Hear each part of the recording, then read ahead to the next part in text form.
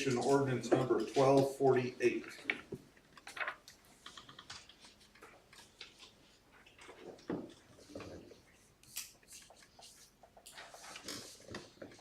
CNH Capital can equip, that's hold on, I'll get to it probably. Skid loader, okay, hydraulic hose. Ooh, chainsaw parts, how many chainsaws? There was under. Huh? It's under utility, Yeah. not street. Oh, I'm sorry. We don't have any money. And you don't have any chainsaws either. The Meyer Specialties was this annual sewer cleaning. There'll be another bill from them for some work that they would have done for Bob on a storm drain. They made it concrete, was a post office sidewalk. The Kansas Gas Service one is up north. We was installing electric and the ground underground. It was so hard, it hit the gas line and received a lot of damage there.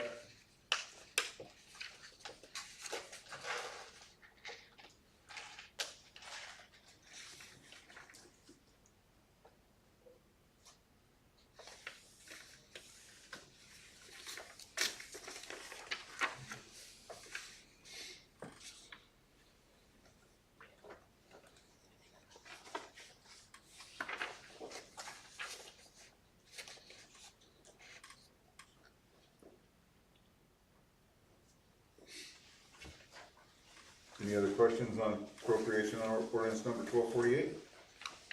You got Nico Lock Service Access Control PD. That If we had a keyless entry installed in order to make it faster, but also more secure to enter the main door. Before it was just a pin code and too many people were getting the code. So, yeah.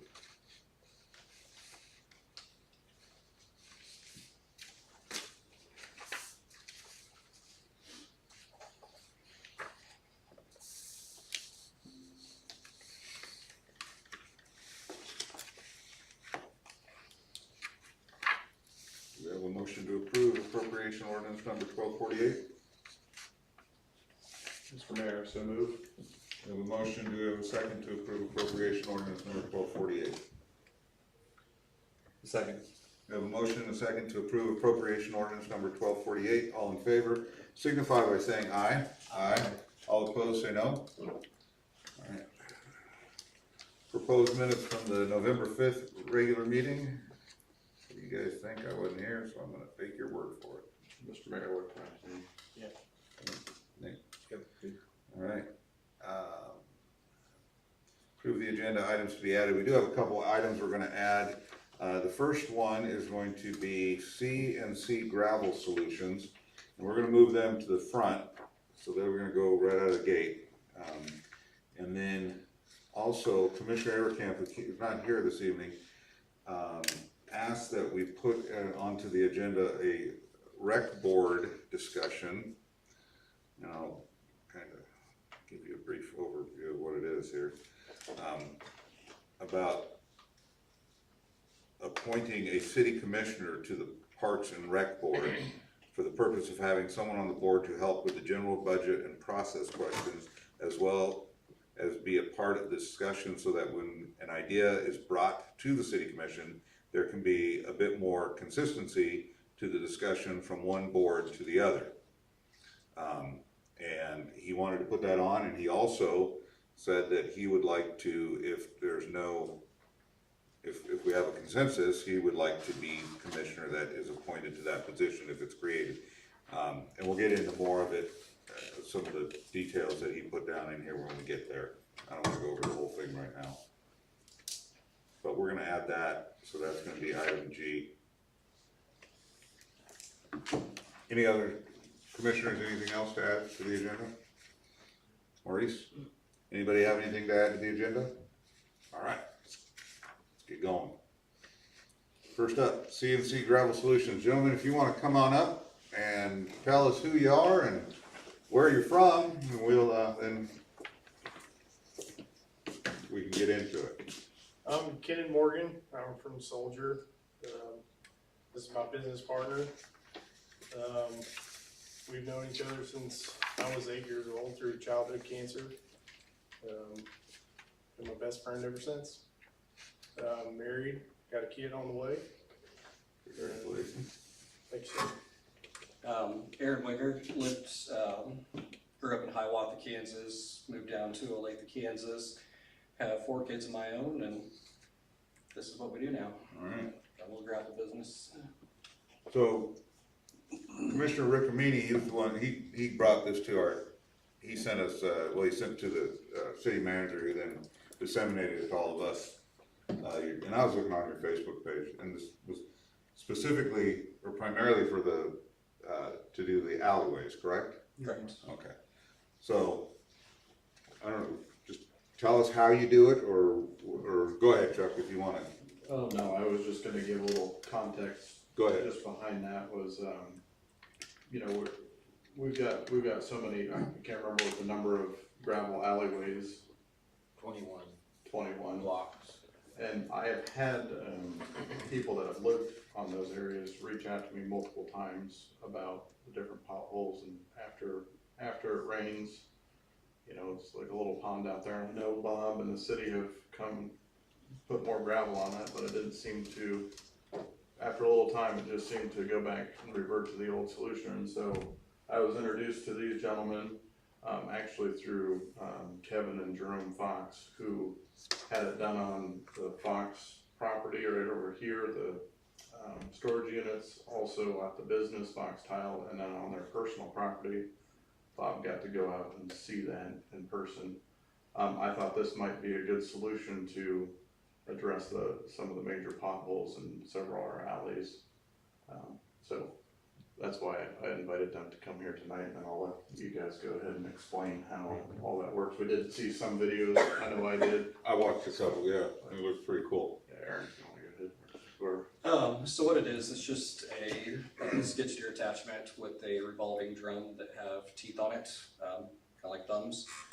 We dig down about 3 inches. It brings the existing rock because, I mean, for all of time, everybody, you need rock, you got potholes, you bring in rock. This is much cheaper for people to do because the rock's been there and it's staying there. It's just dug down in the ground, so it digs it, fluffs it back up per se. And just reconditions it and lays it back level back behind it. So versus, you know, you run a box plate over or something, you put rock back on it, that pothole gets moisture in it, rains in it, washes it away, and the pothole's still there. You never really dealt with the actual problem by bringing in rock. So. Do you guys, so you just bring it back up, do you tap it down, or do you just leave it like it is once you, or how does So that? we'll track it back in, that way it's compacted. It's still gonna have a little bit of fluff to it, but, tracking it back in through compaction of the skid steer, we have seen that it's actually really effective with not leaving ruts from vehicles driving over the top of it. Because with a round tire, you have about this much surface area that has actually got contact with the ground. With a skid steer and a track machine, the whole base of the track has contact with the ground. So it's able to actually push everything back together. So how many alleys can you do in a day? Well, we spent a little bit of time here today, just going through the alleyways, and I see why Bob was finding this of importance. If we were to go down, back and down for an easy 1 block, I think that we'd agree most of the alleyways are in a little worse shape than what I was thinking originally talking to you. I mean, Real quick, Aaron, how wide is the attachment? 6 feet. 6 feet, and then what's the average, you know, do we know the average width of a? Around 12 with the alleys, 12, 15. Some of them are a little wider than others. So it probably require a minimum of 2. down, passes back, yeah. Correct. It'll be. Cause you only need to go over the spot once, right? Or- At the storage unit, yes. Getting into some of these alleyways that have large potholes that have sunken in, that'll be the question to answer. I would say that we could easily get at least, with the way some of them look, one day could be 5, one day could be 6, 7. and then your rate is a per day rate Yes. based upon that. So Bob was gonna go through and look at some of the alleys, how many do we have that are critical or? Oh, I'd like to see at least one day's worth, you know. Some of these alleys that are always, like the flats, the railroad park, this transit park over here, and I had wrote down a few others too. Behind the pharmacy, What's that? behind the pharmacy, no. Well, that's an asphalt. Oh, yeah, I guess it is, isn't it? Yeah. One of the other things that we looked at here in town was, I mean, even the gravel around this building, that had a lot of potholes. There's, gravel at some of the city parks, if you guys wanted to chat about that and see if you want some of that added in. At the transfer station, I think there was some gravel down there that, I mean, luckily we came in on a day, it's easy for us to see where the holes are with the water standing after the rain. Yeah. But if that's something that you guys wanted done as well, we've done pretty large parking lots in the past and something we could handle as well, just to get everything smoothed back out for you. You'd like to see, Bob, maybe do one or two alleys? No, 1 day's worth. One day's Should be worth of about work. 5 or 6. Oh, okay. Oh, okay, I see. Okay. And how much is it per day? 1,500. 1,500 per day. And then just, like you said, based on the condition of the alley, is whether you could do 1, 2, 3, 4, 5, however many, It's right? gonna depend on the depth of, and the size of how large these potholes are gonna be. Some of them might be this, some of them might be from here to that table. Yeah, it just depends on how much gravel I'm gonna have to scrape off of the top to be able to get back down to the surface of it so that I can eliminate it. Would it be acceptable to have Bob work with them to identify the alleys, and if there's time after that to work on some of the other things? Well, I wouldn't mind seeing a day's worth of, get the real bad ones, the real nasty ones. Well, sure. Knock those out first. Yeah, the horrible ones first. What we did, we left this Friday open. We were able to move some stuff around on our calendar for this Friday, if that's something that would work for you. Oh, yeah. And then evaluate it and see what we do next. And we pay for it out of the, Exactly. I just wanna confirm, this is something you can't do, apparently. Not like they can. We have the grader, you know, it'll blade off the gravel, but it just fills in the potholes and you're not really eliminating them, you're filling them up, but they're still there. And they just come right back. Do we have any requirement to bid this? Not for a $1,600, and if there is anybody else out there, send them on over. But I think you can, okay, one day. how long does it last? Depending on the traffic, heavy traffic, alleyways aren't gonna be heavy traffic. So I would expect at least a minimum 2 to 3 years before you start getting, the crown in the center and stuff, and the weeds start creeping up. That's another thing that it does. Some of these alleyways got a little bit skinnier than the 12 feet than they were. And we can go off and find the edge of where the gravel was. And they're probably, some of the alleys that saw were 12-foot alleyways, got skinny to about 10 feet because we can go along the edge and get that extra foot brought back up and pull the weeds out. But, maintenance on it probably every other year. So it's okay the Friday and Yeah, I got a evaluate? couple more questions though. Generally, we treat alleyways like sidewalks, the property owners are supposed to maintain them. Well, so if someone asphalts it, they pay for it initially, then the city maintains it. If they Okay. do we usually go through and maintain the alleys. You grade them and stuff every year? We put Yeah, gravel. gravel that, right, okay. I'm okay with it, do you want a consensus? It's or just do a you want- consensus to let them work with Bob this Friday, weather permitting, For and any then other, evaluate it. any other questions, I'm Commissioners? just noticing Soldier looks like a really small town. It is very small. It is. You ever been? No, I don't think so. The Soldier Field is there though. Must be a different one. You'd be famous. Yeah. Run over there and take a picture. Seems like a good idea. Okay, Chuck? Good. Hey? Yep. All right, guys, Okay. thank you. Thank you. Bob, Yeah, just get with Bob and you guys can figure out the details. All right, let's go on to next item is the water line project. Come on up. Alright. All right, Brian Foster with BG Consultants. We did have a bid letting, last Friday, had 3 bids. But before I get into that, Maurice and I talked a little bit this morning and wanted to let you guys know, that after you guys award this contract and we put contract documents together, our contracted service with you guys is complete.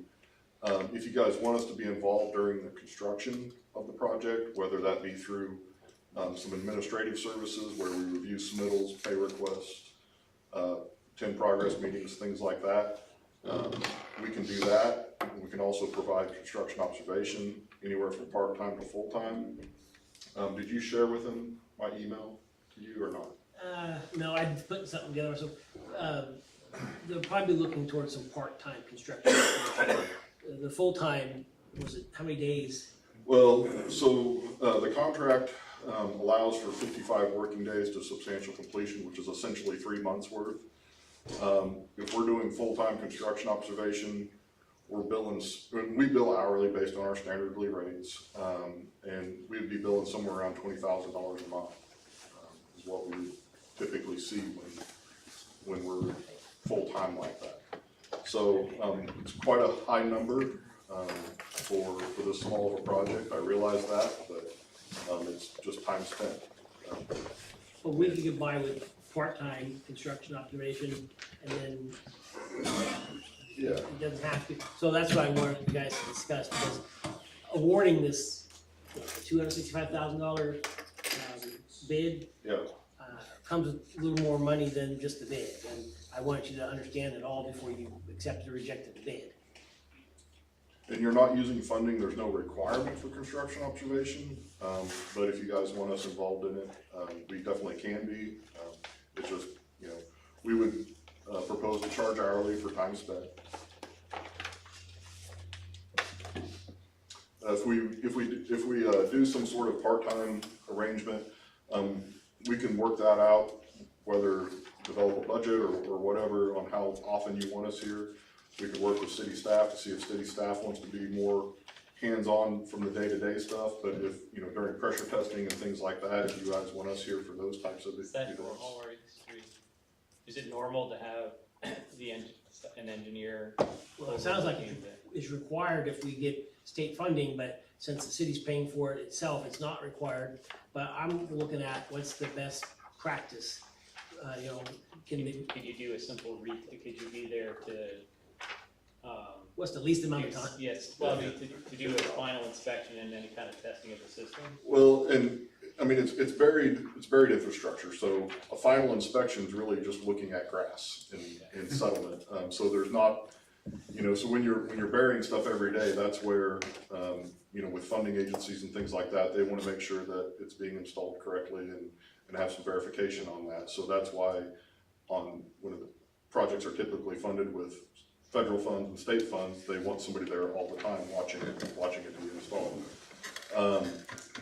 Pressure testing and disinfection and stuff like that is something that we could be there for. We could do anything from full-time to, where we could maybe come once a week and touch base with, your operators and if they're, watching over the project and what do we have coming up, what are, some potential, because it's construction, there's gonna be things that come up, there's gonna be a utility that wasn't marked when we designed it or something like that we have to make some decisions on.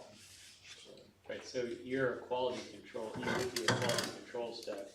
Presumably as part of their work, they would be making some kind of a warranty or guarantee.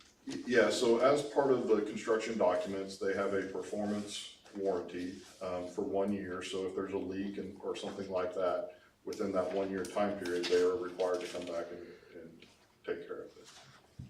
But if, they end up laying the pipe on rock, that might not show up for 10 years, stuff like that. And you would be able to, If we were there full-time watching it, yes, we would watch for those types of things.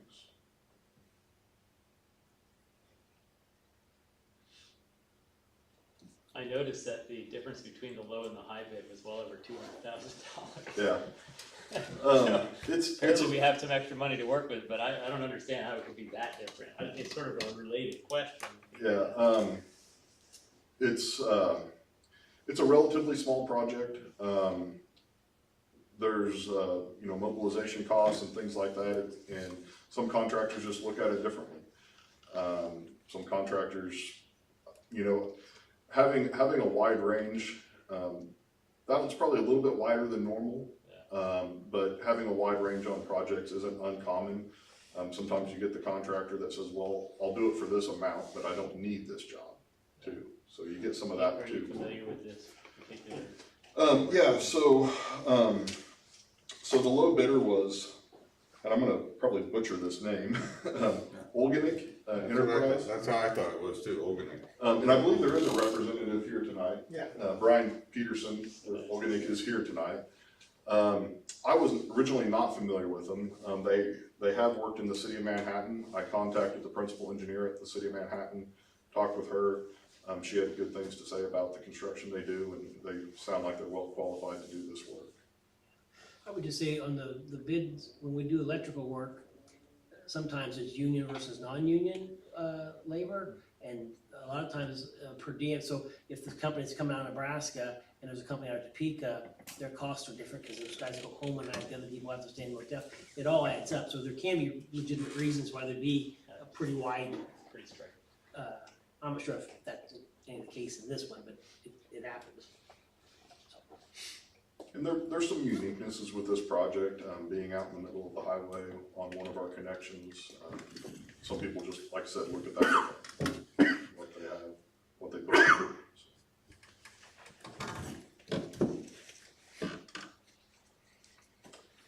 Any other questions, comments? So I just have one other question, sorry. Go ahead, Ron. So, we can accept this bid without making a decision right away on using your services? Correct. I visited a little bit with the contractor on schedule. So if you guys awarded this project tonight, we would have you sign a notice of award.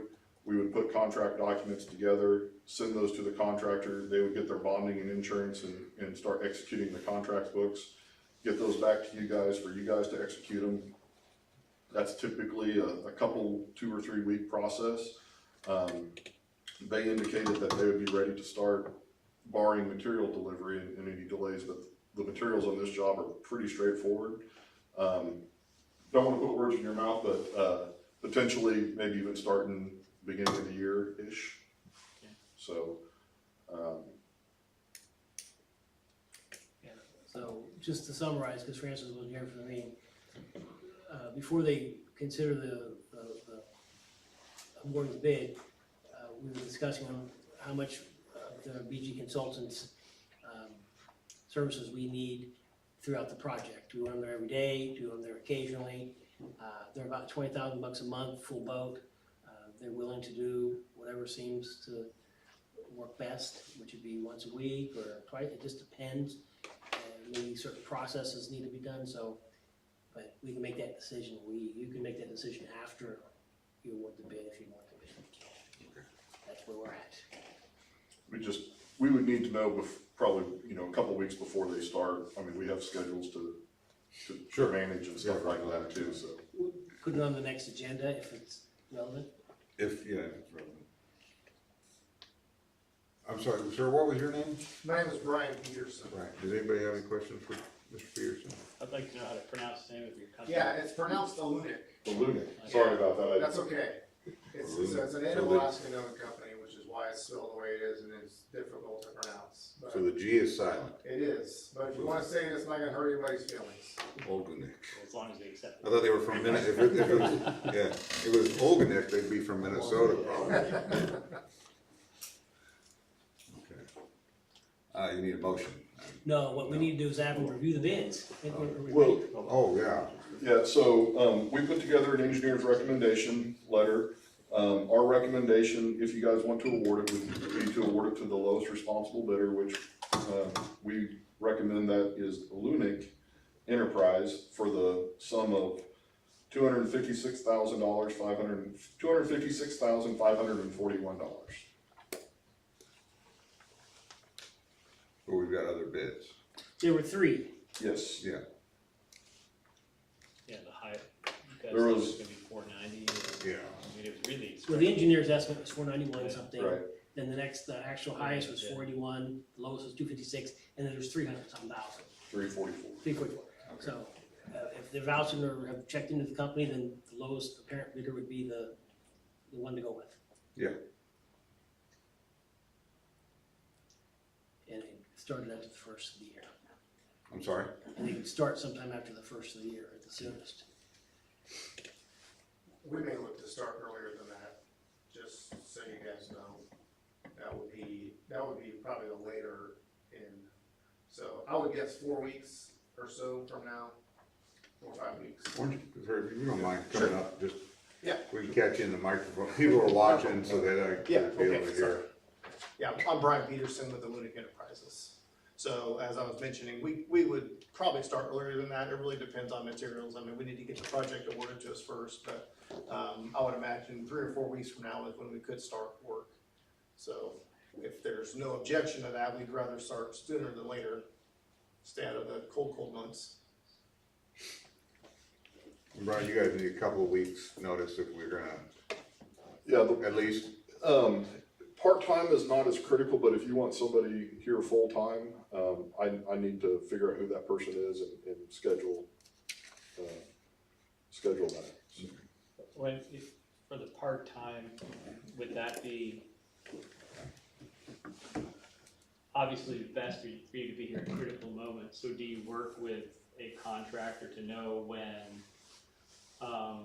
specific things are happening where you should be here to watch? I mean, watching them show up and get their stuff out of the truck is less important than if they're putting something in the ground, for example. Right, well, for the most part, every day, they're gonna be putting something in the ground. They're gonna be putting something in the ground, covering it up. Those are the typical times where you would have somebody here is whenever something is being dug and covered up. There are more critical times than others, and if you have city staff that, you know, wanna go out and keep an eye on things, there's some kind of, you know, once the trains start, it's kind of day in, day out, you know, over and over again, kind I of guess rinse my and repeat. question is, you see what I'm doing, of course, Right. I'm trying to figure out the cheapest way to get your help. But are you responsible, if we say we want you part-time, is it this number of hours, or you say that means Yeah, this time I mean, each day, or? if you wanted us here part-time, I would assume you would want us involved in the administration of the contract, reviewing submittals, verifying that those meet those specifications, attending progress meetings from the engineering side. For the entire project, I would say that would be somewhere in the $8,000 to $10,000 range for our engineering staff to be involved in the, you know, the administrative side of that. If you want us to be here, you know, once a week or something like that, you know, I could see that being another $20,000, give or take, and we could play it by ear. And if we're here, you know, starting out at the project, we might be here a little bit more, and we can coordinate with city staff. And then as, you know, as we get a comfort level and city staff gets a comfort level, we could be here less. And then You're if, willing to vary that as time? yeah, because if I have somebody here part-time, probably I'm gonna pull somebody out of my office, because I can't have a full-time construction observer here one day because he's gonna be on another job somewhere too. Could you put together a recommended part-time, for the paperwork part of it and the? Well, I guess I would also wanna know what Don thinks. Well, so Don, if you walk Don through looking at the stuff being buried, he's fine with it. The paperwork stuff is where we definitely would need some assistance. Yeah. But you know, once they get an understanding of how they buried it or what they need to do, but we definitely want them involved in it. You know, but if there's a recommended amount of time, If you want kind of the, a not to exceed amount. yeah, not to exceed amount, I would maybe recommend 30,000, as a not to exceed amount, and we can see where that goes. Again, if we don't have to be here and Dawn doesn't think we need to be here, we're not gonna come just to come and use up the 30,000. But I think that would be a good place to start. So if we need to be able to be here, we have that available budget, I guess. Yeah. Ask the commissioners if they have any questions. Any other questions? Good. Thanks for your, hi. The project, this is the about 1,600 feet in the Walnut Willow area, kind of west of 8th Street, is that correct? And does it also include the alley between Maple and During? I lose track of street names, but it is an alleyway that's right off the highway, right to on the east side of the highway. Yeah, across it. There's a connection that actually goes out into the highway. Okay. So, and that's where, in all the bids, I never saw a description of the actual project, or at least I didn't. Okay, we have plans for it. It's been on maps. I put it in the minutes from, From the last meeting? well, from when it was originally proposed. Okay, so, Yeah. yeah, it's the same project we've talked about. Right, It's not- yes, it's not right away. yes, Very good. yes.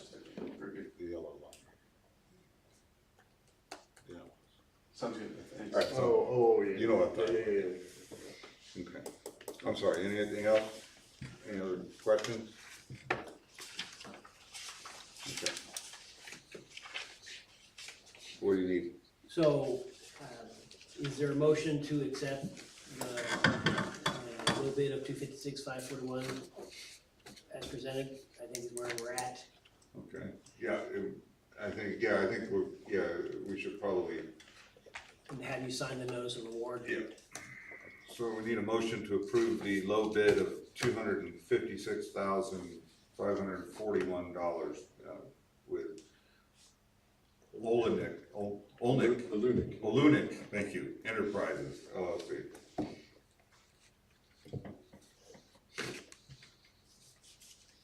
I would make a motion here, Mr. Mayor, I move we accept the bid from Luanick Enterprises LLC for the water project as discussed for $256,541.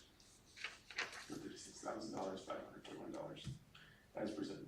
We have a motion, do we have a second? I'll second. We have a motion and a second to approve the bid through Olenek Enterprises LLC for the water project in the amount of $256,541. All in favor signify by saying aye. Aye. All opposed, say no. Motion carries. Okay.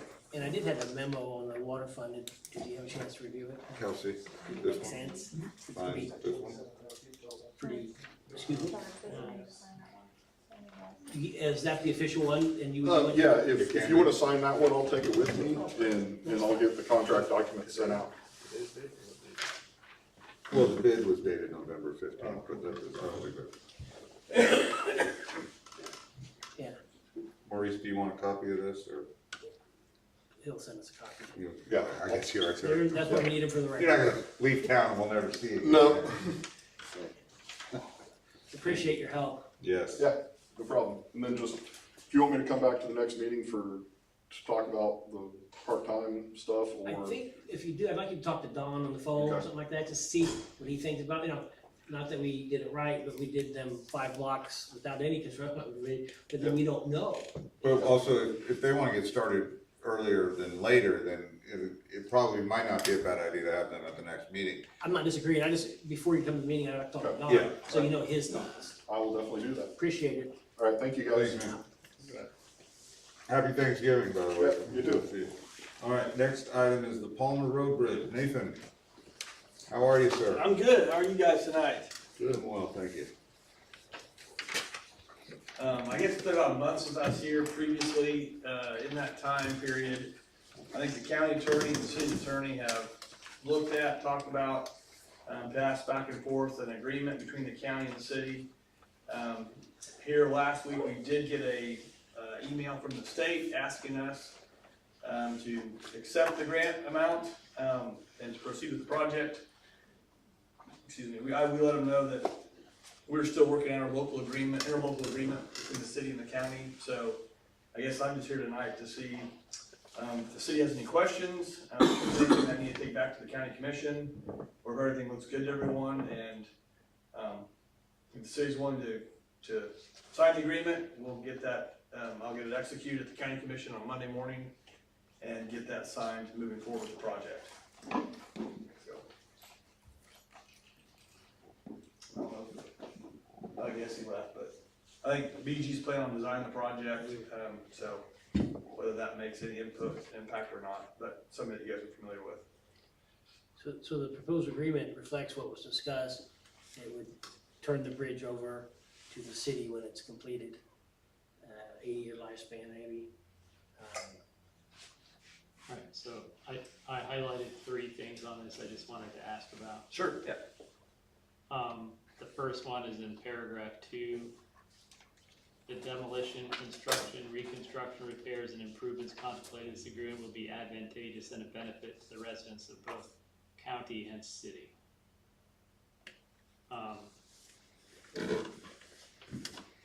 In your mind, how would you summarize the advantages to the city? It provides a secondary access to the 20-some, or, forgive me, I don't know how many trailers are there, but roughly 15 to 20 trailers there. It provides a secondary access for them, and more importantly, a secondary route for fire trucks to get there in case of some sort of emergency. I think that's the biggest impact to the city residents, yeah.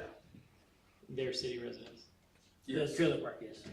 And then the other is paragraph 13, that was good fitting. Thanks. Upon completion of the project, the city shall have sole responsibility for the ownership, inspection, upkeep, maintenance, repair, replacement of the Palmer Street Bridge. I think that's the only one that's a little, Sure, yeah. so there's a benefit to the city. It also says there's a benefit to the county. How would you summarize the benefit to the county? So the benefit of the counties are two parcels that are into the county. One's a home, one is an ag field. The only access for those 2 properties is via the Palmer Street Bridge, or illegally going through a private roadway, which is through the trailer park. So the advantage to the county is that it's providing the only access to those two Is there properties. some sort of a requirement for the county to provide that sort of access? Pretty much, we'd have to, if let's say we were to cut off access to them, we'd have to somehow either compensate them for that or, buy that property See from where I'm them. going with that? Yeah, I know where you're going with it. Yeah, agreed. I don't know how to quantify that. We did a 1/3, a 1/4, 3/4, somewhere in there.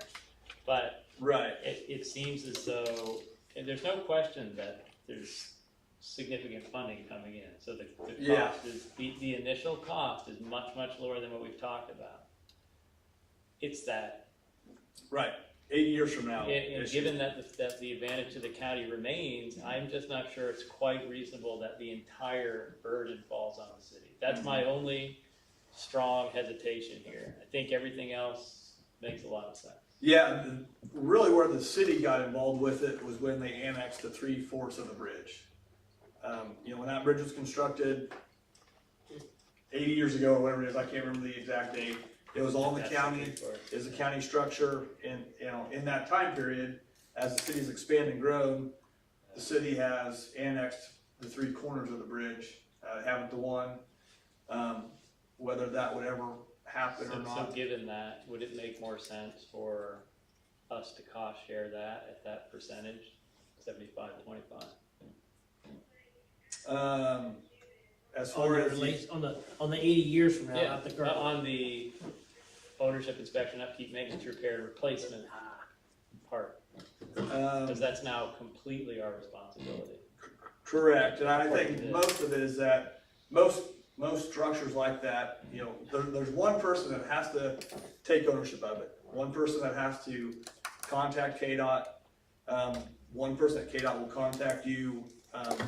If it was, there's some structures near the city of Manhattan that theoretically could probably be owned by the city of Manhattan, Riley County, and Potawatomi County.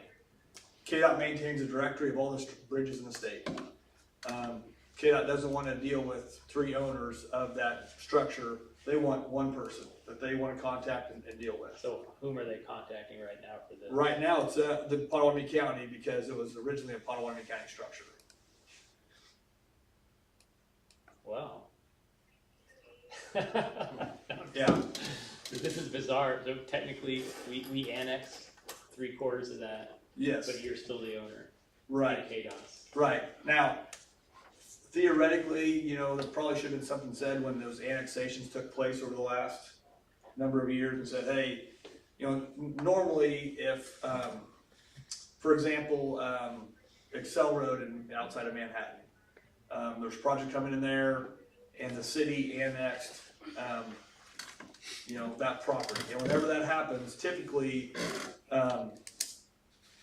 there's some disagreements in the state, but for the most part, the accepted practice is if a city annexes a property in the county, they're annexing that roadway in front of that property as well. Now, a lot of times, there's some sort of like, so for example, that property off Excel Road, the city of Manhattan annexed a tract of ground on the east side of Excel Road, north of US 24, which means they then annex the roadway. That means they take care of all the maintenance, upkeep, repaving, chip sealing, overlaying, whatever on that roadway. It is kind of out here, you know, a couple of miles from any other city of Manhattan roadways. So the city and the county did enter an agreement where the county is gonna plow the snow on Excel Road. They're like, we're plowing the snow for 6 miles. We're not gonna stop at the last half mile and not plow that piece and make you come over. I think there is a small section of roadway, bless you, in the county, or in the, that's over by Heritage Square, over closer to Manhattan, that is the county's responsibility, that Manhattan's gonna plow that, so. Yeah, I'm not sure it's not really the upkeep part. Right, I'm it's, concerned in with 80 years when the bridge replacement. needs to be replaced, the question will be like, hey, who's paying for that And replacement? this says If it we gets are. damaged sometime in between, Right. it would then go through the city's insurance and be the city's responsibility to repair. Yeah, Say some farm equipment damages it or whatever.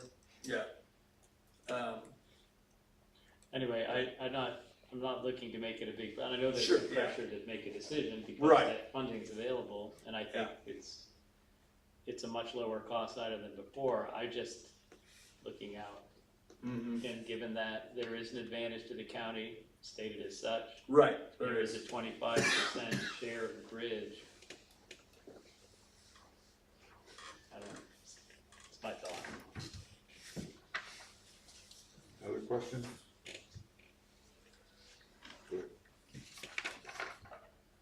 Just more comments other than questions. Yeah, go ahead. On the road time, okay, so, I mean, Ah, you see the Rand. see tip, thanks. I'm certainly in favor of moving forward. It's kind of I came in halfway through. Right. I wasn't a Christian last year, so I don't exactly understand all the background on it, but certainly not necessarily maybe the process. I would have loved to see more options, more Right. engineering options, a little bit more kind of thinking outside the box, it's a little use. Maybe there's Yeah. different structures at much more lower cost. I think there are some out there, but that would be my only hesitation on it. But once again, it's not our project, it's a joint project somewhat. You guys are driving the ship on it.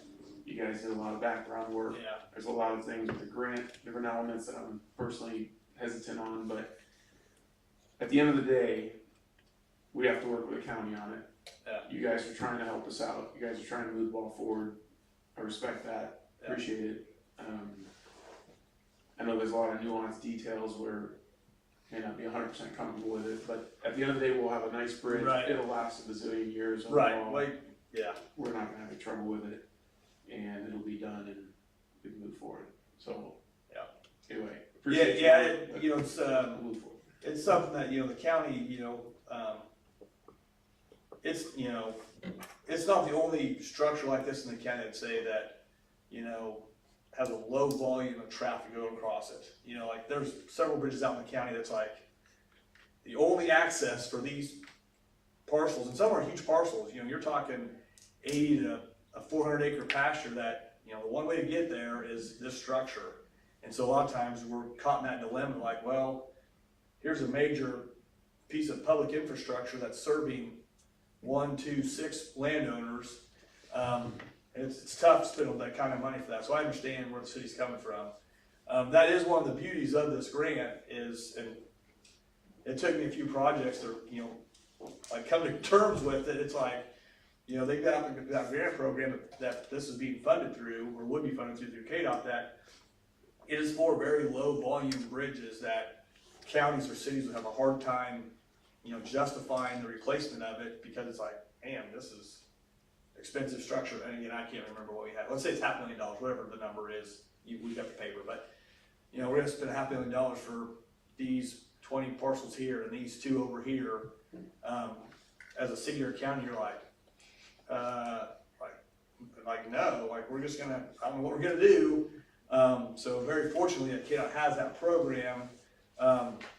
You know, we're running one right now in the northern part of the county, by Havensville, kind of the same thing, that very low volume traffic, but without that bridge, people are traveling about 10 miles each way to check cows and, you know, harvest and cut hay and whatever. So, that's where that program's going through. And I think that, if we hadn't got that funding, yeah, we would have explored multiple other options that would have, you know, may have been cheaper, may have not been as, you know, pleasing to certain people, but, you know, that's why we kind of, it's like, well, this grant program is available, let's throw our hat in the ring, and if we get it, then, hey, like, we're getting out of it really cheap, personally.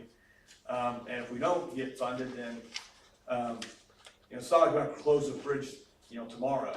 So we'd have a year or two to try to figure out flush out some other options or ideas, so, yeah. And to be clear, the cost to the city is engineering, right-of-way acquisition, utility relocation. And is that something? There's a 15% match. Right, so KDOT pays 85%, and then the city and the county are splitting that 15%, 50-50 is And what's been it seems proposed. like it should be a max of 50,000 per us. On the, Total, right? No, on the split, the other costs are unknown, if we have to do, right away. Right. we were Or at 70, utility, we were at 70. Well, that was number before, but. we were throwing some numbers around. Right now, there's been no design, we don't know what utility conflicts we've got, this is our estimate, and I feel like the estimate's high. VG, who does Lunciger Engineering, is the one that came up with most of the estimated costs, so Okay. now that he's out of here, we'll blame him if it comes in over that. But I think it's, looking up through their numbers, I feel like they're, you know, reasonable and the upper end of reasonable. Now, if you tell me we get in there and there's a 24-inch high-pressure gas line right underneath the bridge that we're gonna have to move, then, you know, all of a sudden things get changed. But we're not aware of any of those utilities. I don't think the city's aware of any utilities. What I think we said was like design, we split 50-50. Yeah, that's right, on paragraphs 5 and 6, the total estimated cost of everything, including construction, inspection, engineering, right-of-way, and relocation is $650. The Kansas Department of Transportation has agreed to contribute up to $550, so we're Right. down to $100,000. Right, yep. And then after payment of the contribution of Kansas, then we do half and half, that's where I said, that sounds like. Yeah, it's half 50, of yeah, 100. probably Sounds 50,000. like Well, 50. they're only contributing $550 towards construction inspection. Yeah, there's other. Some of it's for demolition. Okay. Demolition would be covered with the construction. What they probably are not covering is design, right-of-way acquisition, and utility relocation. So what are we looking at approximately then? I mean, the match is 7.5%. Right. 550 Yeah, plus the other costs that I had listed previously around. now, so I think the right-of-way, the county's proposal was we acquire the right-of-way on the one county parcel. The city would acquire the right-of-way, if necessary, on the 3 city parcels. Any public utilities and private easements, any private utilities and private easements, we would split 50-50 if they have to be relocated. Utilities in the right-of-way are at the utility company's expense, and any city-owned utilities would be covered by the city. Is I think what the agreement says. If it doesn't say that, then whatever the agreement says is what we'll do, but that is what the intent was originally. I'm not sure if that's our territory there for electrical or not, but when he said parcel, I think he meant spans. You were saying parcels of the bridge, you mean 3 spans of the bridge? No, the tracks, there's like 4. Oh, for each parcel. Yes, 4 parcels, 4 tracks, one's in the county, we'll get that right away if it's necessary.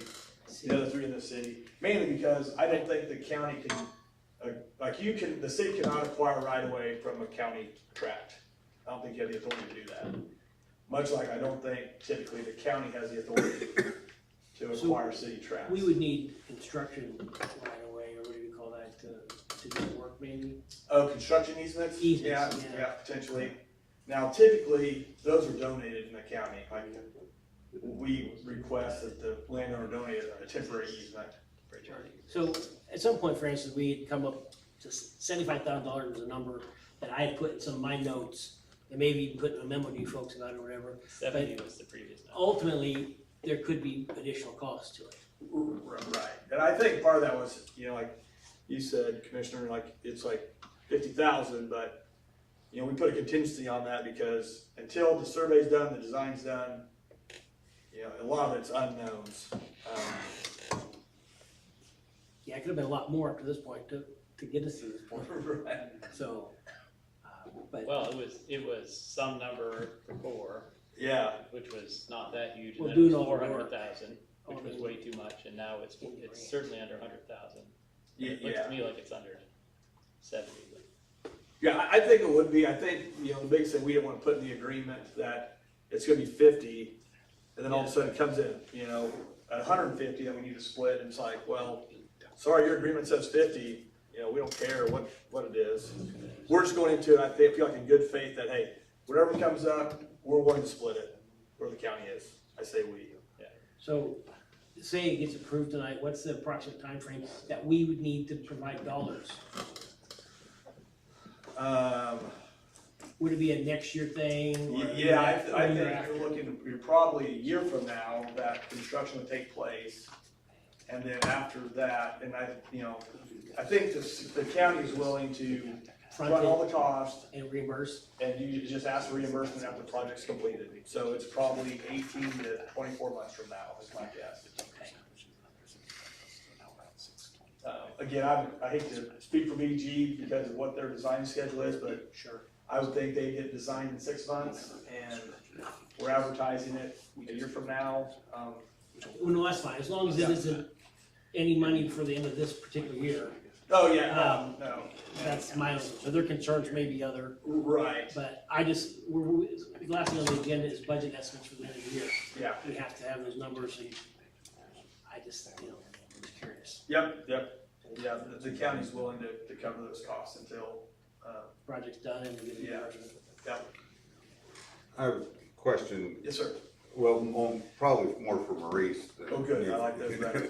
Are we, is the city we're not under any legal obligation to do this project, are we? So I asked the city attorney that question, and I said, is this a political matter or is it a legal matter? And he says the city is legally required to maintain its streets and bridges. Otherwise, That doesn't mean it has to be, replaced as is. It could mean something else can be built in its place, but he believes the city has responsibility of some.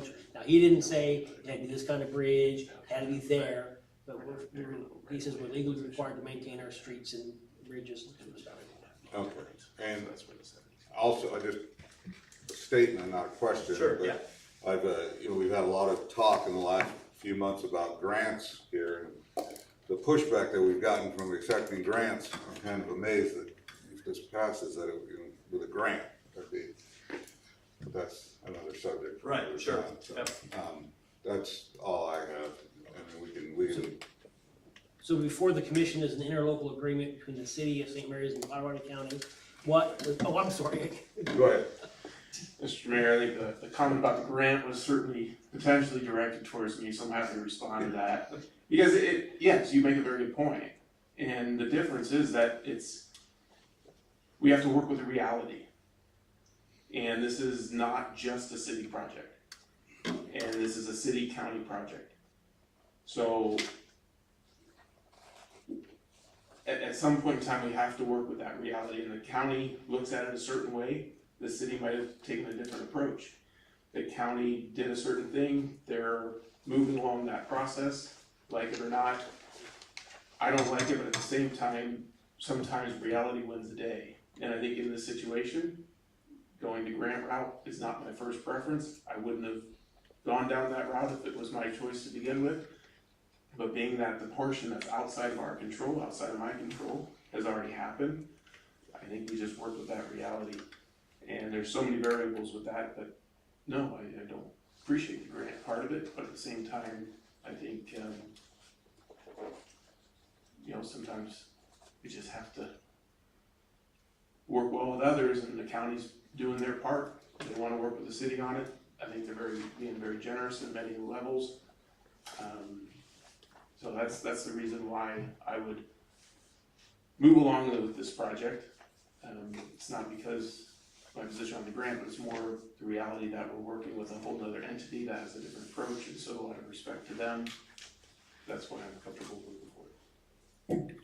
And I can't totally talk for the county commission, but I think the county commission appreciates, like, the city's willingness to work with the county on this project, knowing that, you know, like you said, maybe it was not the ideal, like, you know, this is, you know, the ideal path that we'd have taken may not be where we're at, but it's a path that gets something accomplished that everybody can live with, and the county appreciates the city's willingness to work with us on this. Well, it wasn't directed probably only at you, so.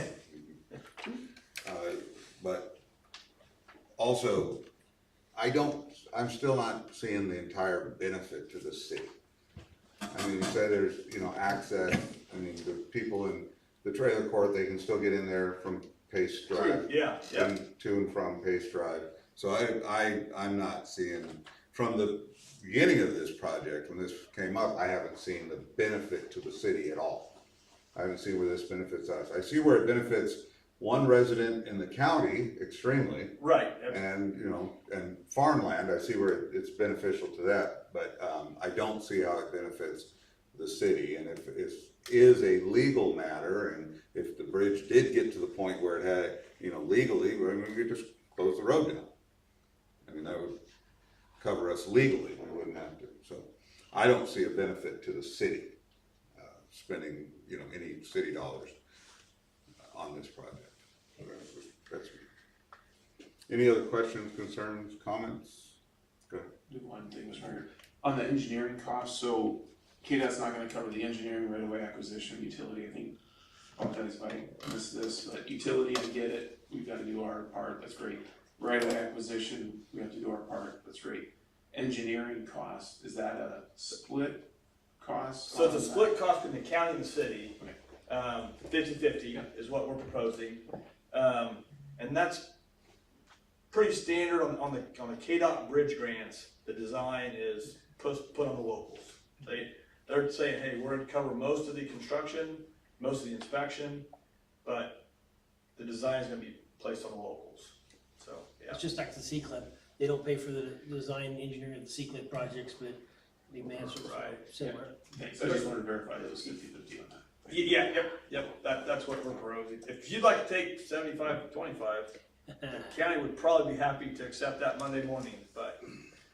Yeah. Or not, whatever, just throwing out numbers. So before you is an interlocal agreement, blah, blah, blah. You have asked for a motion to approve it as presented or take no action. Those are your options. See, or revise, I can't say revise. Should I use blah, blah, blah on the motion? Well, I've been saying it so many times. Yeah, you certainly may. Go ahead, Matt. When we get to the blah, blah, blah part.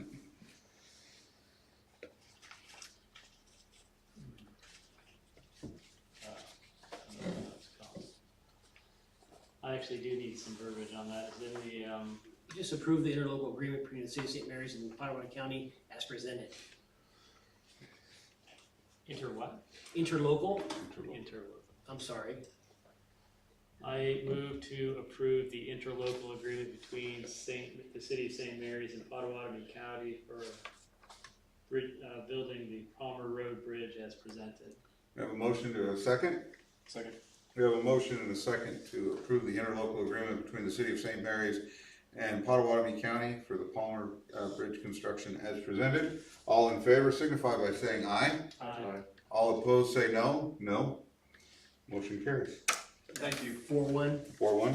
Is it 4-1? Again, county appreciates the city willing to work with us, and again, if you have any other projects that are in that extraterritorial area around the city that the county can ever be service, please let us know, and we'll try to work with you as best we can. So we'll have the mayor sign this tonight, the document, where do you want us to send it to, or the judge might be here tomorrow, or the county attorney? Yeah, if you wanted to, you just mail it if you want to Chad Kinsley at the county. Okay. Yep. Thank you. Yep, you bet. I was trying to think of when I'd be in town sometime, I could pick it up. That'd be fine too, that'd be fine. We'll have him sign it. Whenever you get signed, give me a holler, I'll figure out a time to swing by, pick it up, or we can just mail it to Westmoreland. Alright. Again, thanks, Nathan. commissioners, appreciate You, it. man. Yep, have a great Thanksgiving. You too, bud. All right, let's move on to traffic study. Chief, come on up.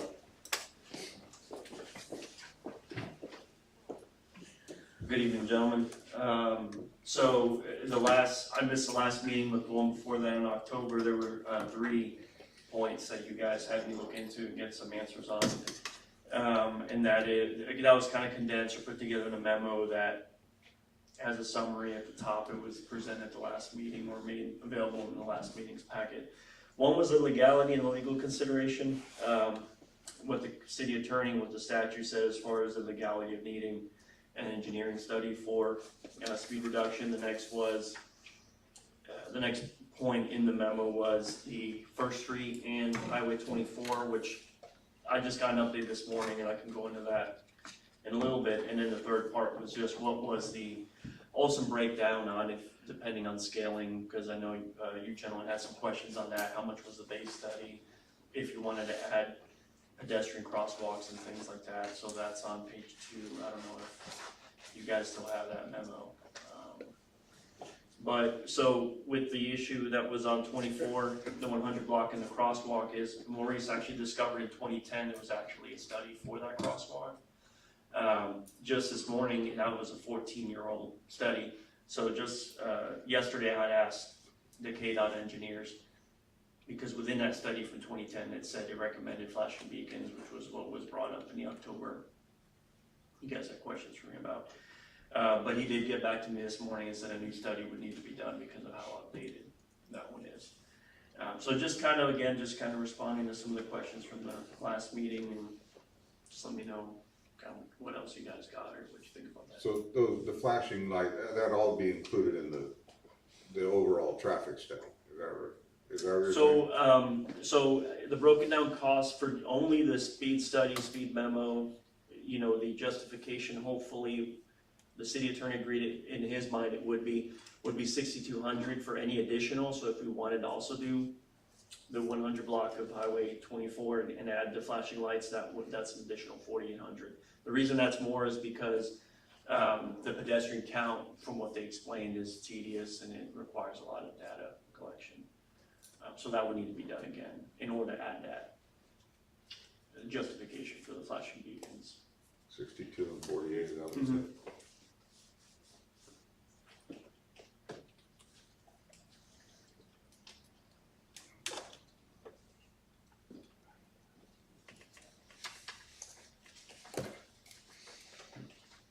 How long would it take them? The summer of 2025. Yeah, that's for the crosswalk. Yeah, for the flashing beacons. They would do it in the summer of 2025, or that's when it would be done?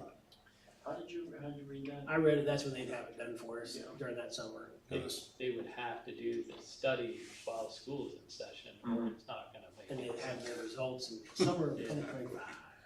Yeah, good point, Matt. And then how about the speed study?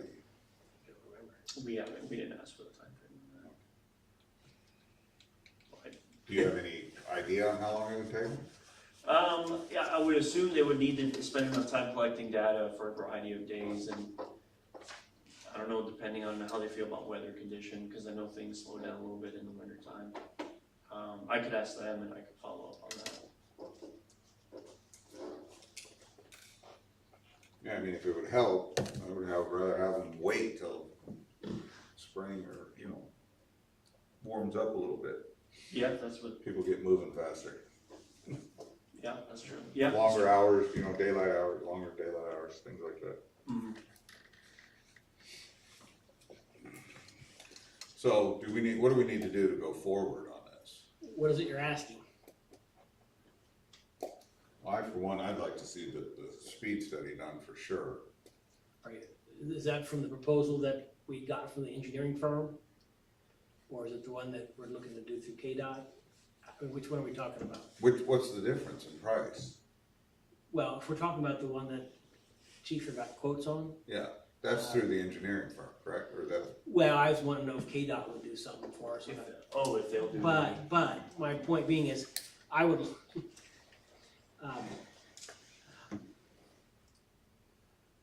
if it can be a first of the year, I would like to see how the sales tax fund is gonna end. What was the cost estimate from the, For the base speed study is 62. 6,200. And then if we, I know what you're saying, if you wanna see if they'll do the pedestrian crosswalk or so we rewarded a TEAP last year, and then the engineering firm they assigned kind of balked on it and gave Sid some reading to do. I wanna know if they'll reevaluate it and give us another engineering firm. Now, this firm that we're dealing with is part of that group that would be able to do it, but now that we know exactly what it is we're looking for, maybe the engineering firm could do it, we can get it for nothing.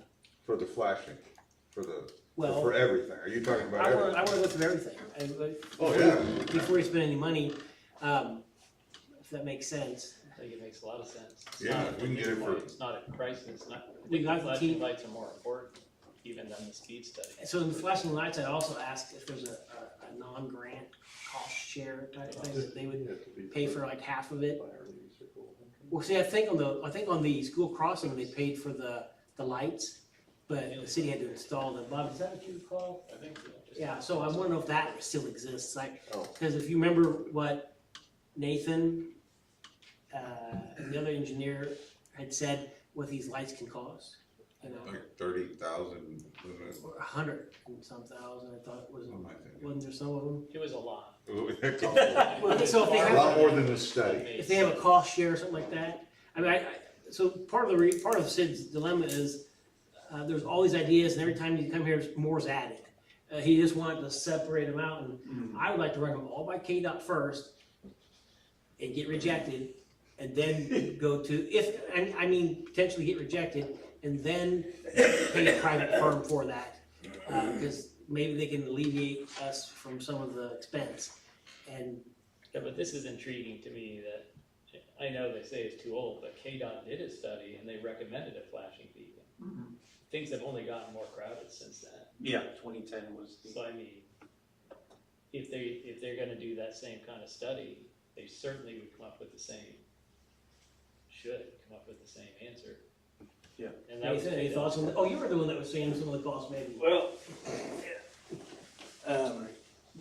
again, I'm not completely 100% certain of where you're talking about, but I do know like the flashing pedestrian crosswalk signals, some of that in the last 15, 20 years, they're going away from it. They like similar like, in Rossville, there's one by Main Street where by the liquor store, the co-op silos are, that you go up, you push the button, yellow light's flashing. And unfortunately, a lot of people don't stop for those. And there's been a lot, especially if you get on Facebook, you can see all sorts of people going off on it. But anyways, so that's been some of the trend or the thought being is that, pedestrians take too much faith in that. They push that button and they step on across like, hey, I pushed the button, it's flashing yellow. Like, you guys gotta stop for me, which you're supposed to, but if somebody hits you, it's too late at that point. So I know Manhattan has went away from those. So you're saying that study may not recommend the flashing light anymore based on what you're talking Right, about? they may say what they're going to now is they call it a Hawk system, but you push the button and they've got some around the K-State football stadium and some other places in Manhattan where it starts blinking, yellow, flat, back and forth, and then hits red. And Blinking red and then solid red. yes, exactly. I might hire this guy. I go to a few football games. Right, yeah, so there you go, so they're going more to that, and that's when you go from the $30,000 flashing, blinking yellow light to a $100,000 system like that, or whatever it is. Because you get the mast arm, you get a big foundation in the ground and whatnot, so that's what people want to go to. And I know Palm Beach County's installed a couple of the push button flashing yellow, blinkers, on Green Valley Road, and then on Juniata, there's a school up there, so they're still getting installed. There's a lot of people that want them. And they're not the worst thing in the world, but the downside is that there's been, you know, a lot of accidents with them because people push the button and they just step out in front of that car, you know. So do you Again. think that if they restudy it, they will keep it as it is or do an improved thing? Or would they do away with it at all because of the lack of a stopping? Well, they're just you know, they may say, well, it's not really necessary, or they may say, hey, you know, we don't like, you know, they may come back and say, yeah, the flashing yellow is fine, it's good enough. Or I'm just saying that there's a chance that they'd come back and say, hey, we think you should go with the more advanced system that has been proven to have more compliance. Do they have a cost share with something like that? I don't You know, don't know? they might, yeah, I do know they have a lot of safe routes to schools programs that have cost shares for that. But, yeah. But there's an opportunity, but I guess my answer would be yes, there are programs to fund it.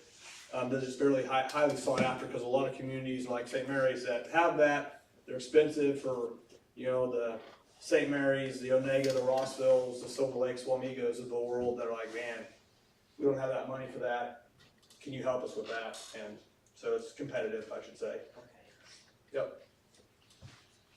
Yeah, thank you.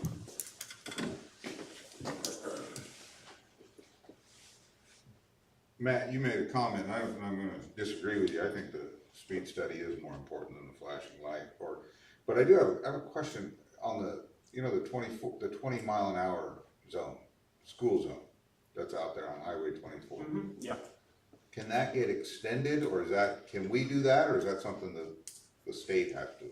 Well, that 2010 study was actually for the purpose of that whole school zone. Okay, And based on where they noted pedestrians naturally went to, and that it was paved sidewalk, that's actually the school zone as is was the one that they recommended. It was down by Grand Avenue, I think, right? And KDOT didn't want it there because they were sending you to nowhere.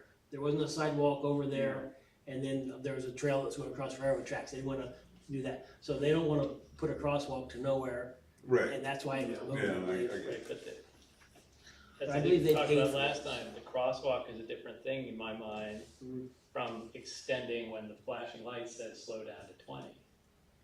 Oh, yeah, It's I a agree. very small zone, really. Yeah. It's cool. I don't understand why it goes beyond. Well, that's what I was gonna say, Matt, because I've done a lot of driving over the last 10 years, and I've hit some small towns where some of these school zones are, you know, half a mile long or more.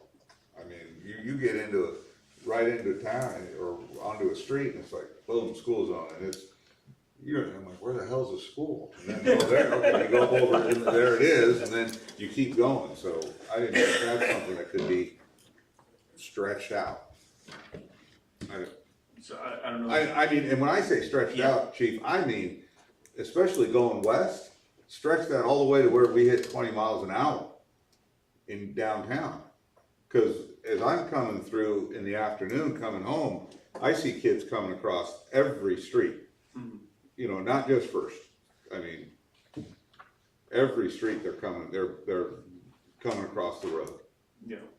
And I mean, if we could, during school hours, if we could make it 20 miles an hour from damn near the minute you hit the city limits till you're on the other side of Pearl, I wouldn't be opposed to that. Would that be addressed in the study if we asked them to? So I was gonna ask if you, since we're in the winter time, seeing what becomes available into next year and applying to some of these engineering study and grant cost shares and seeing for the school year coming up, seeing if maybe something, including the speed study. And so the last time we got the TEAP, PG Consultants, they helped us with the wording a little bit. So we would run it by them as well, if that's what you want. Chief, had a quick question. The speed study, that would involve 8th Street, is that correct? That was one of the, They were gonna involve a sampling, it didn't necessarily, oh, yeah, I know what you mean, yeah, that would have been one of the streets. yeah, So what was the criteria that was used on Seventh Street where there are stop signs on almost every block? What was, That's like a. they can't use the same criteria as they used one block over to apply that to 8th Street? I mean, Didn't we just do that? We just did it. Yeah, the commission approved it, there would be an accident there or something, and, well, we need a stop sign there, okay. why can't we use that same criteria? I mean, cause literally block over, almost every intersection, there's a stop sign. I mean, people are going on 8th Street. Well, I mean, But it is, Oh, I know. I don't know, I mean, I think there's also over control, and then you can put a bunch of stop signs, doesn't mean everyone's coming to a full stop at them, you know what I mean? Well, it's, the idea is to slow them down. I mean, it's like Yeah. what I said, it's Yeah. like you might be able to get it down to 20 miles an hour, that means people are going 25. So, because I asked you, it's like, how are you going to, control that area? It's like people going 70 on Second Street, you know? So, Yeah. I think putting stop signs would help. Hey, at least they have to come to a stop, they won't be going as fast. Okay. go ahead. Hey, Mr. Mayor, so just a general question on the speed study, what's the goal? Is the goal to have a universal speed limit on every single street in St. Mary's that's lower than 30 miles per hour? Or is the goal to have a variety of speed limits based on the area? So keep 30 in some areas, go to 25 in some areas, go to 20 in other areas, or whatever statute allows currently. What do we have? I can answer that, because the initial goal was the latter, primarily to try to reduce, because right now it's default to 30. And that's just too high, we think, for residential, resident. That was the real goal, was to give us the authority to be able to say, in this neighborhood with a lot of children, we'd like to be able to make it 20, we don't have the authority to do that without a traffic study. Yeah, so and that would be facilitated by at all the entrances, kind of like in St. George, it would say all unmarked residential streets are 20 miles an hour unless otherwise posted. But ultimately, the engineers would make a recommendation Yeah. on what the speed limit would be in each portion of it. And Bernard said you could study it, and they would recommend no changes. It sounds like they want to make changes down to 20, but they may not prove that in some areas and maybe not other areas, depending on what the study results are. Just to, not really to correct you, Matt, but I don't think legally we have to have a speed study. I think we do. We do. Well, no, but, I mean, it's a legal interpretation from the city attorney who would refuse to prosecute. Gerard, that is how I started this off some months ago. The city attorney sent the actual statute, and it does say engineering Oh, study. okay, I just wanted, Thank you. that's how I listen, I thought for 8 years that's what it said, but it actually says, Yeah, the word engineer is in there. Okay. and he sent us that in the memo, I'm sorry if I didn't get it to you. No, that's fine, I apologize, I misspoke. No, it was on me, I started that. Go ahead. And I think from previous conversations, if we do an engineering study and they recommend no changes, we can simply say whatever to the study and make any change we want.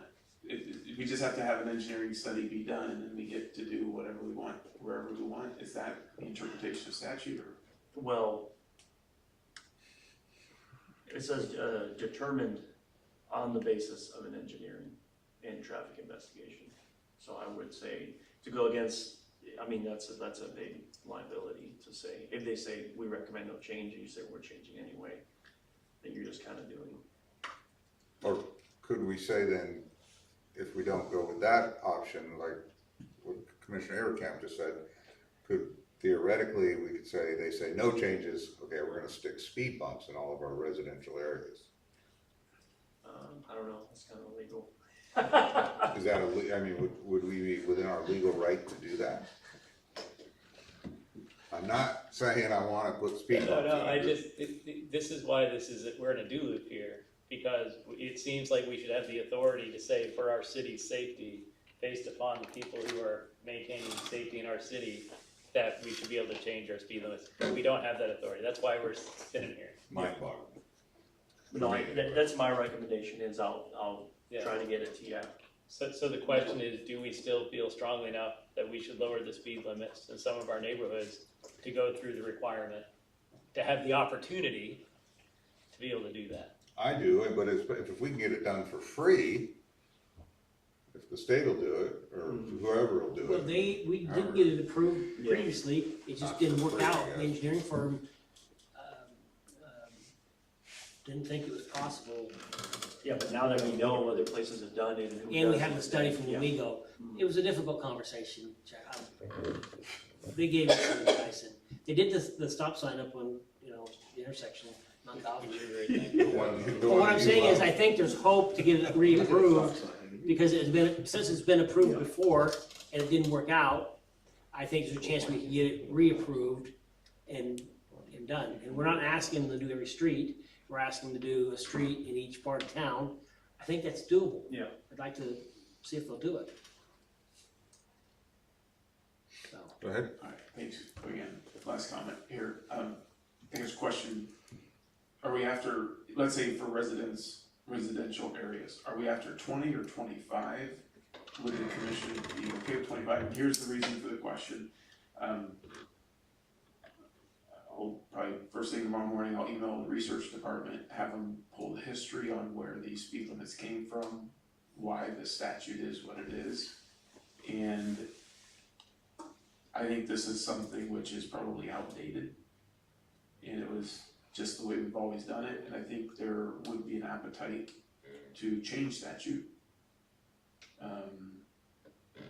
To allow the cities a little bit more flexibility without having to go through all this ambiguous engineering studies and random stuff. So I think we can clean up statute, so, but from your perspective, in residential areas, should it be 20 or 25?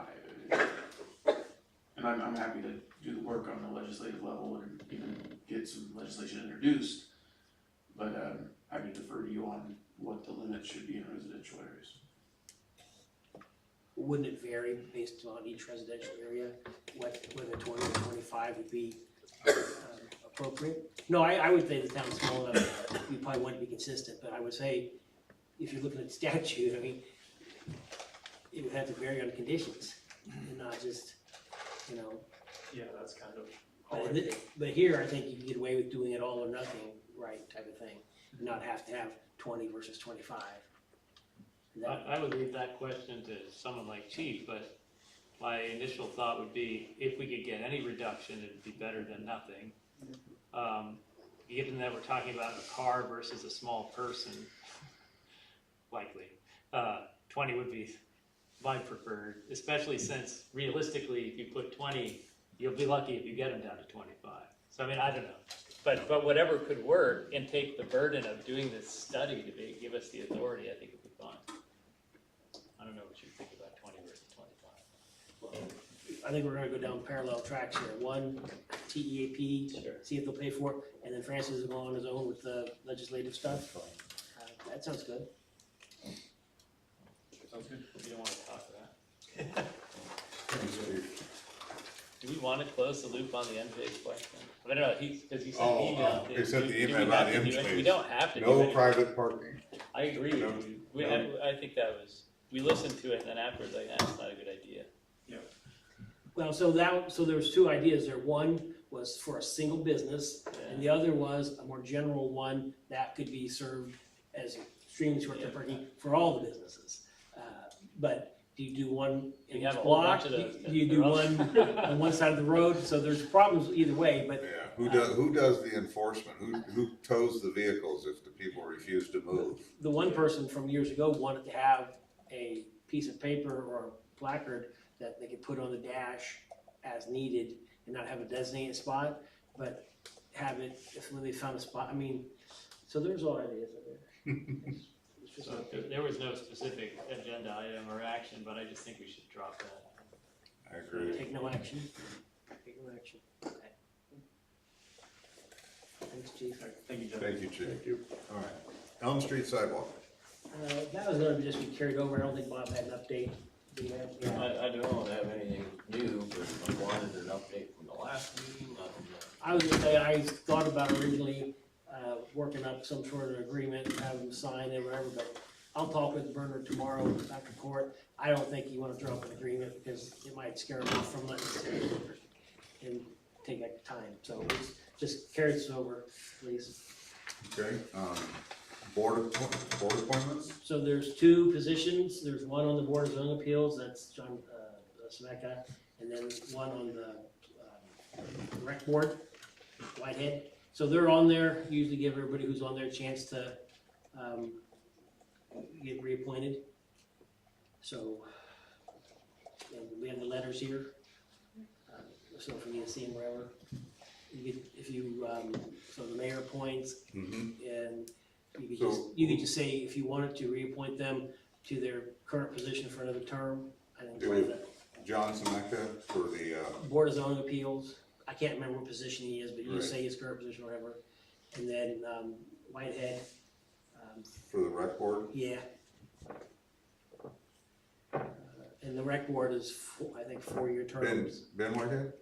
Yeah, and, I think that's a 4-year term, and the BZA is a 3-year term. So it's 4 years. Or, first, do any commissioners have any objections? And we got your, Francis, we have your rec board, agenda item added, so we're gonna hit that. But does anybody have any, objections to reappointing John Sameka to the Board of Zoning Appeals for 3-year terms and Ben Whitehead to the rec board for a 4-year term? All right, thank you. There you go. All right. Budget amendments. So each year, we go through this, some years there's none. This year, because of the pending insurance claims and the storm damage and the C-CLIP project, which we still have the final bill on, but we know what it approximately is or whatever. It's sometimes tricky when you agree to, so tonight when you agreed to sign that interlocal agreement, you authorized now it won't get spent for a year or two, but that $70,000 has to be accounted for this year. Not the dollars, but just the authority to spend it, right? So, because it is such a difficult one to interpret, I went through and did the regular process of how I would do a budget amendment for the year, and then seeing how much cash would be left, and then just added that to it, basically zeroing out the fund, so that no matter how this shakes out, and keep in mind, this is just for the advertisement. The hearing will be on the last meeting in December, and you can change those numbers wherever you want if things are clearer. So I have basically most of the funds here listed from the city with the current budget limit and then the proposed one. And so the big one would be the countywide sales tax fund. It was budgeted for $480,000, and I'm proposing to amend it to $4 million. And it's unlikely that it would be $4 million because the work for the $1.8 million in storm damage, when I asked the auditor what year they would charge to, I didn't get a clear enough answer. But I just don't want to get stung on an I'm error. sorry, so that 1.8, so 1.8 for the storm damage and 100,000 for the wind damage is what we submitted, plus there's the fee. 1.2 for, so, and then there's, 735 coming in. I'm just trying to figure out how you got to 4, okay. Yeah, so if anyone asks where the money's coming from, insurance proceeds, KDOT reimbursement, and then just the money we have in the fund. So all you'd be doing tonight is authorizing me to run this in the newspaper. It set up a meeting on the 19th or 17th. Make sure we go there. On the 17th, and then you can open it up for questions. And if the 4 million is, not realistic, it can come down to whatever. It doesn't really matter. You're not spending it if you don't get it, if that makes sense. So, Do you just need a consensus for that? yeah, if there's no problem with me running that ad, it'll go in the week of Thanksgiving, and I think it only has to be 10 days. But they're large numbers and it's somewhat ridiculous, but Well, yeah, that. it's just so hard to calculate, and The auditor said that the bridge project, the 550,000 shared, we don't have to account for the 250,000 part of that project, even though you approved it tonight. You only have to account for the 70,000. I mean, all I'm saying is, this is the safest way for me, and that spend any more money you're gonna spend anyway. This memo that you gave us was just to us. Yeah, there's nothing secret about it, it's just.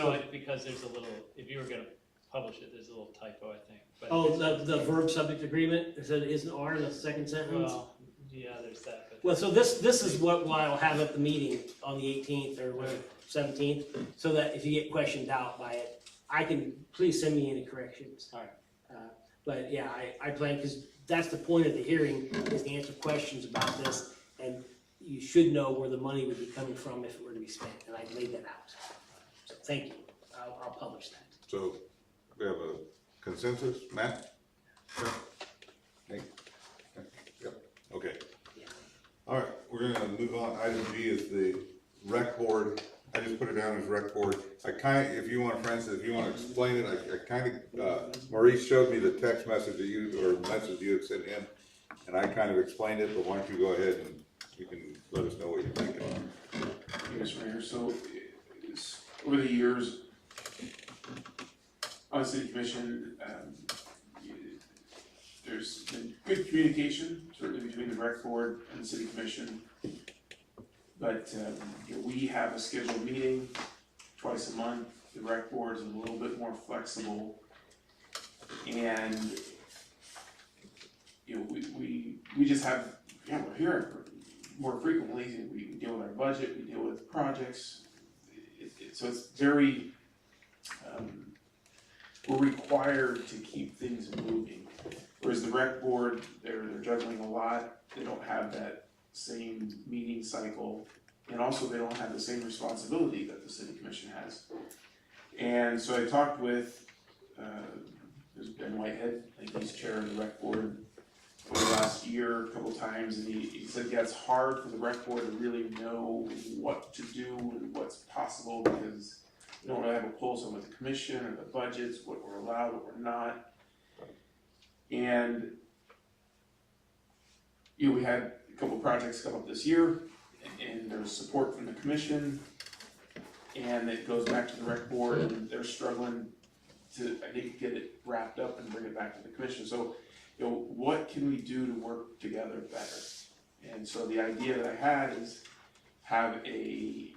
change the makeup or add a member to the rec board, basically a designee from the city commission to work with the rec board and help them move these projects along.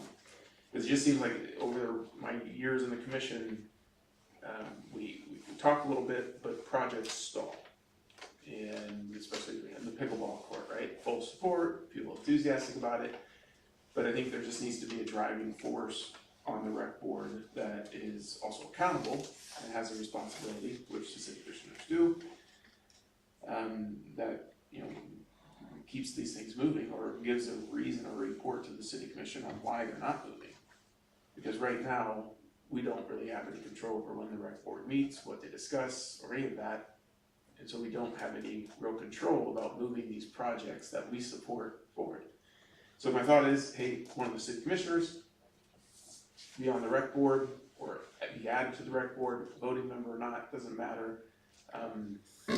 And then that city commissioner then is responsible to report back to the city commission on any projects that are ongoing, discussions that are ongoing. And so there's somebody who has the responsibility to report back to the city commission. So the rec board's an advisory board.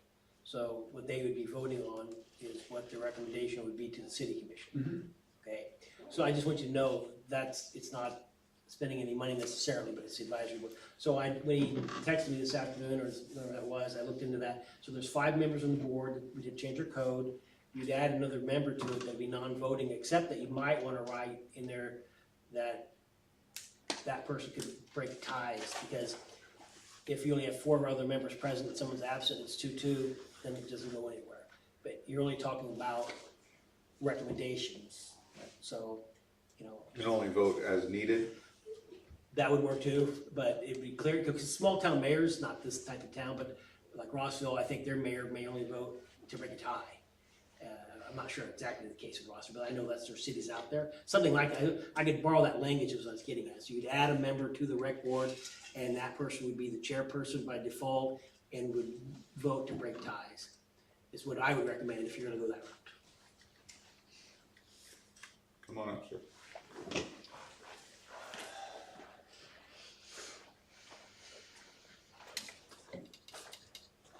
Your name and where you live.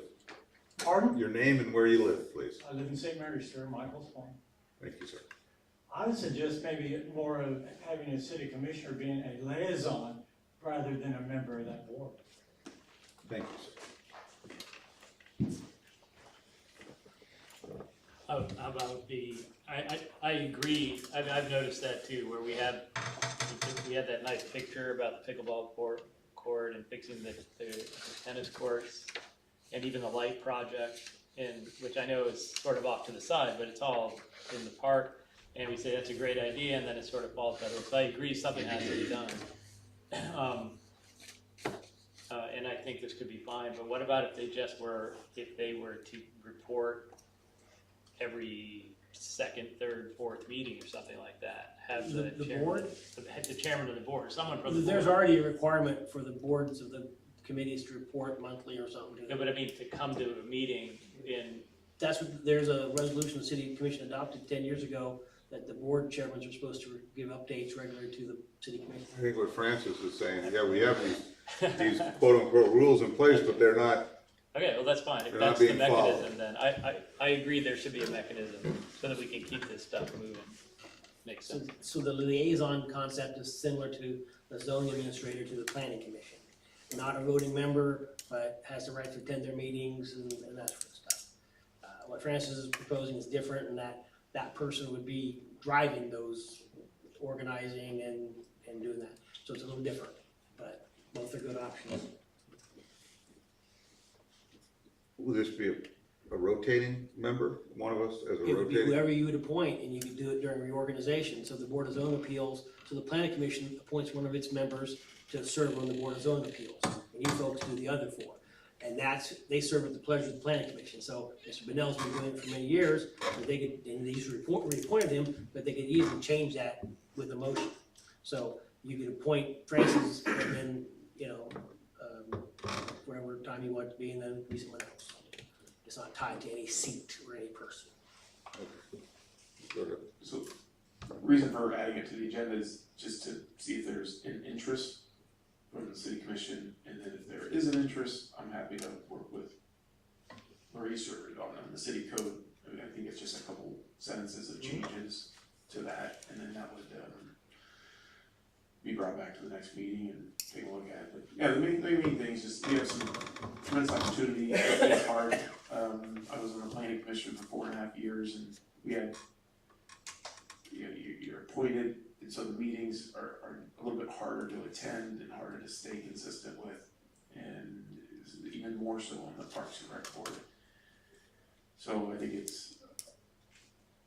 we gotta do something. I think this is a good idea. The reason for being a member, it kind of spins off from, where you mentioned the planning commission has a member of the planning commission assigned to the Board of Zoning Appeals, and it's kind of, I think the intention behind that is because when the planning commission makes a decision, how do we keep some consistency on the thought process from the planning commission to the zoning appeals, just so we keep that institutional knowledge, the reason why, and still the Board of Zoning Appeals can overturn the planning commission decision, but it's actually a member on that Board of Zoning Appeals, and I think having a city commission member be a member of the Parks and Recs, it kind of creates a little bit more of a joint effort, a little bit more authority behind that position, and push to get things moving.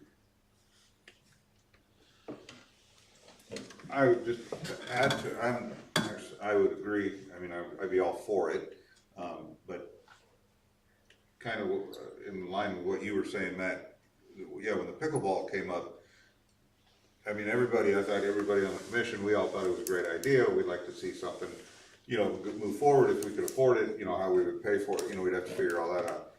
And I ran into shortly thereafter, I ran into Ben Whitehead. They were having that wiffle ball tournament down there, and I told him, I said, yeah, I mean, from what I had heard from the public, it was well received, very well received, and you know, the commission, and his reaction was, wow, really? So I think not only would it be a good thing for